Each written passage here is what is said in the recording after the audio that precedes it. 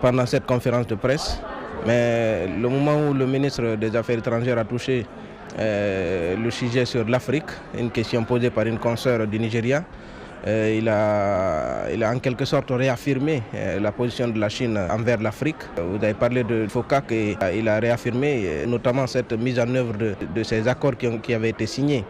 L'engagement de la Chine à continuer sur cette lancée, à renforcer la coopération entre l'Afrique.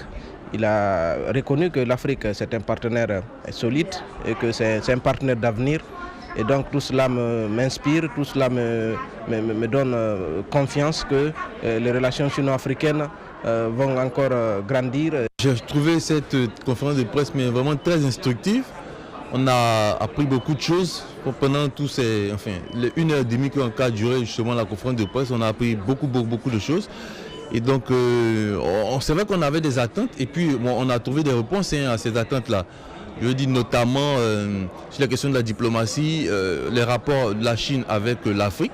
Le ministre des Affaires étrangères nous a dit que justement il comptait renforcer justement les relations au cours de l'année, des années à venir, renforcer les relations avec l'Afrique.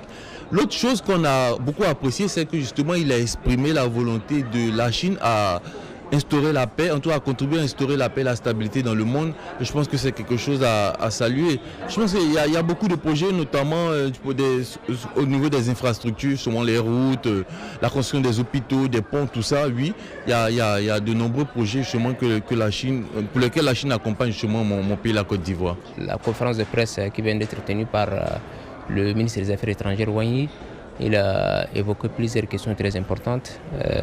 D'abord, l'année dernière, il a parlé de sa visite qu'il a effectuée l'année dernière sur quelques pays africains, notamment mon pays, le Tchad. La Chine et mon pays, le Tchad, entretiennent vraiment une coopération de bon fixe. Nous avons plusieurs projets qui ont été déjà réalisés par la Chine dans mon pays. La diplomatie chinoise est dans une bonne dynamique, non seulement avec le pays africain, mais avec le pays du Sud, tout le pays du Sud.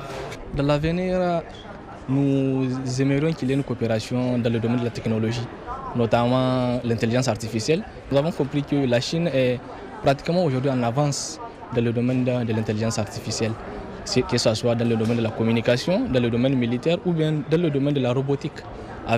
Récemment, nous avons vu des robots humanoïdes qui accompagnent des policiers, c'est-à-dire qu'il y a une avancée considérable en Chine. La Chine est aujourd'hui, si on peut le dire, pionnière dans le domaine de l'intelligence artificielle, récemment avec l'application DeepSeek qui avait fait sensation. Ça veut dire que la Chine aujourd'hui, dans l'échiquier mondial, sur le plan de la technologie, elle se place première. Et l'avancée ne s'arrête pas là. Dans quelques années, nous allons voir encore ce que la Chine aura à nous offrir de plus beau encore.